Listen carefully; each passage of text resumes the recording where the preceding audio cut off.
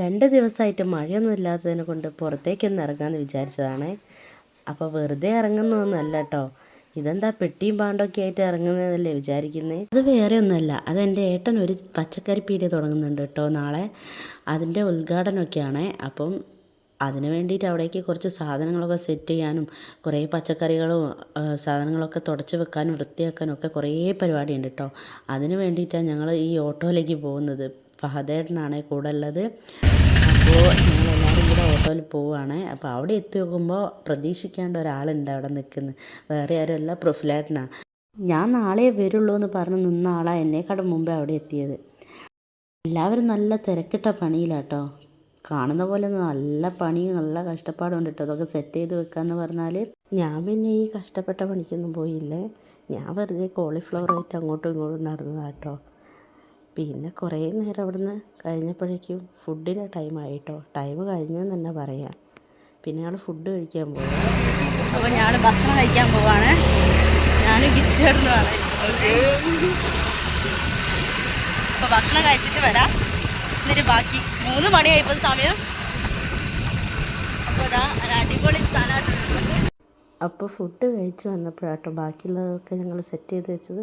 എല്ലാവരും ക്ഷീണിച്ചൊരു പരുവായിട്ടോ. അനിയച്ചിക്കൊന്നും ഒരു ഹായ് പറയാനും കൂടെയുള്ള ശേഷിയില്ലാണ്ടായിട്ടോ. അപ്പം നാളെ കാണാം. അങ്ങനെ നന്ന രാവിലെ തന്നെ ഞങ്ങൾ ഇവിടെ എത്തിയിട്ടോ. കാരണം ഒരു 7 മണി 7:30 ആകുമ്പോഴത്തേക്ക് ഉദ്ഘാടനം ചെയ്യാമെന്ന് പറഞ്ഞിട്ടുണ്ട്.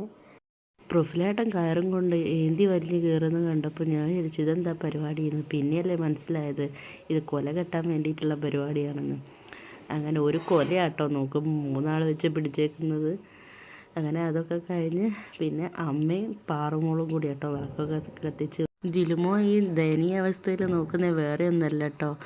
അവന് റിബണൊക്കെ കട്ട് ചെയ്തിട്ടുണ്ട്. ഞാനത് വീഡിയോ ഓണാക്കാൻ വിട്ടുപോയി. അപ്പോൾ അതിൻ്റെ നിരാശയിൽ നിൽക്കുക. അങ്ങനെ കുറച്ച് കഴിഞ്ഞ് നോക്കുമ്പോൾ പിന്നെ അവിടെ അയിനമോളും കൂടെ ഉണ്ട്. അപ്പോൾ അവളെ കൊണ്ടൊരു ചന്ദനത്തിരി കൂടെ അവിടെ കത്തിച്ച് വെച്ചിട്ടോ. ഞങ്ങളുടെ നാട്ടിൽ ഉദ്ഘാടനം എന്നൊക്കെ പറയുന്നത് ഇങ്ങനെയാട്ടോ. ഒരു വിളക്കൊക്കെ കത്തിച്ച് റിബണൊക്കെ കട്ട് ചെയ്ത് ഇത്രയേ ഉള്ളൂ. വലിയ വലിയ ഉദ്ഘാടനങ്ങളൊക്കെ കണ്ടവർക്ക് ഇതൊക്കെ പുച്ഛമായി തോന്നാം കേട്ടോ. പക്ഷേ ഞങ്ങളുടെ നാട്ടിൻ പുറത്ത് ഇങ്ങനെയൊക്കെയാണ്. ഇത് ഞങ്ങൾക്ക് ഒരു ജീവിത മാർഗം കൂടിയാണ്. പിന്നെ എല്ലാവർക്കും ലഡു ഒക്കെ കൊടുത്തുട്ടോ. ലഡു മാത്രമല്ല മുട്ടായി ഉണ്ടായിന്. ഇതെല്ലാം വീഡിയോ എടുത്ത് ക്ഷീണിച്ച് നിന്ന് ഞാനും എടുത്ത് കഴിച്ചിട്ടോ. ഈ പച്ചക്കറികളെല്ലാം നല്ല അടിപൊളി വിലക്കുറവിലാട്ടോ കൊടുക്കുന്നത്. ഇത് ഞങ്ങൾ മൈസൂർ പോയി നേരിട്ട് എടുക്കുന്നതാട്ടോ. അതായത് ഹോൾസെയിലായിട്ടും റീറ്റെയിലായിട്ടും കൊടുക്കുന്നുണ്ട്. ഹോൾസെയിൽ തന്നെ നല്ല വില കുറവാട്ടോ എല്ലാത്തിനും. അത് വിചാരിച്ച് വില കുറവാന്ന് വിചാരിച്ച് സാധനങ്ങളൊന്നും നന്നില്ല എന്നല്ല കേട്ടോ. കൊടുക്കുന്ന സാധനങ്ങളെല്ലാം വില കുറവാണെങ്കിലും അത് നല്ലത് കൊടുക്കണമെന്ന് മാത്രമേ ഉള്ളൂ കേട്ടോ. അപ്പോൾ ഞങ്ങൾ ആദ്യമായിട്ടുള്ള സാധനം വാങ്ങിയത് വിശ്വേട്ടനാട്ടോ. ഇത്രയേ ഉള്ളൂ. ബൈ.